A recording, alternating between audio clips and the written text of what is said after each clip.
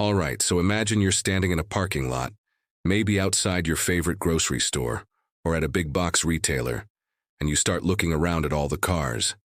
You see a bunch of SUVs, some pickups, a few sedans, and, yeah, maybe a couple of Teslas sprinkled in. But let ES be real. Most of the cars you see are still running on good old gasoline or diesel. And that's not just your imagination. There's actually some pretty interesting data behind why Americans, for the most part, are still sticking with what they know when it comes to cars. I was reading this big survey from Deloitte, the consulting folks who always seem to have a chart for everything. And it really got me thinking about how we, as Americans, make decisions about our cars. So, check this out. Even with all the buzz about electric vehicles or EVs, most people in the US are still leaning toward gas or diesel when it's time to buy a new ride. According to their latest study, about 62% of us are planning to stick with a regular gas or diesel car for our next purchase. That's actually down a bit from the year before, but it's still the majority. Now, here is the kicker. Only about 5% of people say they'd go all in on a pure electric vehicle. 5%. That's like, if you're at a party with 20 people, only one person is thinking about showing up in a fully electric car. The rest? They're either sticking with what they know or maybe considering something in between like a hybrid. And hey, before I get too deep into this, if you're into these kinds of conversations talking about cars, tech, and how people make choices, go ahead and hit that subscribe button. I've got a lot more where this came from, and I'd love for you to stick around. All right, back to the story. So why are most Americans still choosing gas or diesel? It's not because we're stuck in the past or anything. It's more about what makes sense for our lives right now. Think about it. We've been driving gas-powered cars forever. The infrastructure is everywhere. You can find a gas station on just about every corner, whether you're in the city or out in the middle of nowhere. There's a comfort in that. You know how far you can go on a tank, you know how long it takes to fill up, and you don't have to plan your day around finding a place to charge. But it's not just about convenience. When Deloitte asked people what's holding them back from going electric, the answers were pretty straightforward. The top concern? Range anxiety. Almost half of the people surveyed said they worried about how far an EV can go on a single charge. Nobody wants to be that person stuck on the side of the highway, right? Then there is charging time. About 46% of folks said that it's a big deal for them.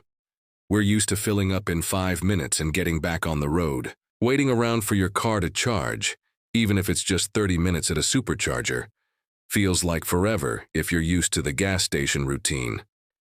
And then there's the cost. 44% of people said the price of EVs is still too high.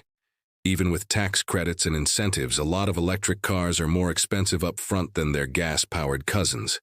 Sure, you might save on gas over time, but not everyone's looking to do the math on that. Sometimes you just need a car that fits your budget right now. Another thing that came up in the survey is where people actually plan to charge their cars. Turns out almost 80% of folks who are even thinking about an EV want to charge it at home. But here's the catch. More than half of those people don't even have a dedicated charger at home. Maybe they live in an apartment, or their house just isn't set up for it. So even if they're interested, the logistics get tricky. And let's talk about driving habits for a second. The survey found that about a third of Americans only drive more than 60 miles from home, once or twice a month. Another 23% said they never drive that far. So, for a lot of people, the idea of needing a massive public charging network isn't even on their radar. But for those who do take longer trips, road trips, family visits, whatever, the thought of having to map out charging stops is still a little intimidating. Now here's something that surprised me. While the love for gas and diesel is still strong, it's actually slipping a bit. Few years ago, about 69% of people said they'd stick with an internal combustion engine. That dropped to 67%, and now it's at 62%. So, things are changing, just not as fast as some folks in the industry might hope. So, where are those people going if they're not all jumping to EVs? Hybrids. Hybrids are kind of like the Goldilocks of cars right now, not too old school, not too futuristic, just right for a lot of folks. According to the same survey, about 26% of Americans are thinking about going hybrid for their next car. That's up 5% from last year. It makes sense, right? You get some of the benefits of electric like better fuel economy and lower emissions, but you don't have to worry about finding a charger or running out of juice on a long drive. People see hybrids as the best of both worlds. You save money on gas. You feel like you're doing something good for the environment, and you don't have to change your routine too much. When Deloitte asked people why they'd consider an electrified vehicle, that's hybrids and EVs together, the top reasons were saving money, helping the planet, and just enjoying the driving experience. It is not all about being green. Sometimes it is just about what feels good behind the wheel. But here's another twist. Brand loyalty isn't what it used to be. More than half of Americans said they're open to switching brands for their next car. That's a big deal. It used to be that if your family drove Fords, you drove a Ford. If your dad was a Chevy guy, you were a Chevy guy.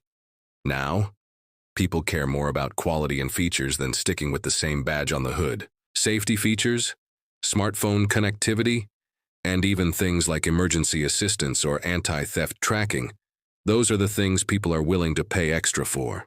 And speaking of tech, there's a lot of talk about connected cars and data privacy.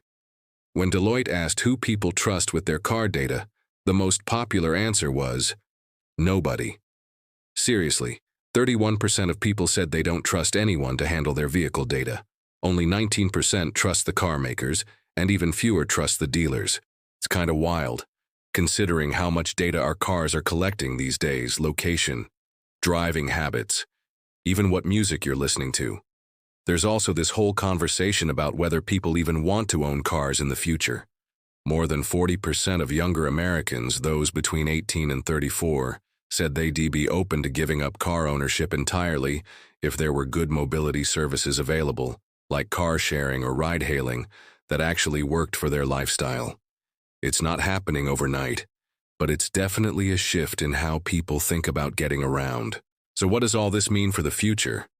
Well, for now, gas and diesel cars are still king in America, but their reign is slowly coming to an end. Hybrids are gaining ground, and while EVs aren't quite mainstream yet, they're inching their way in. The big hurdles are still range, charging, and cost, but as technology improves and prices come down, that 5% number is probably going to start creeping up.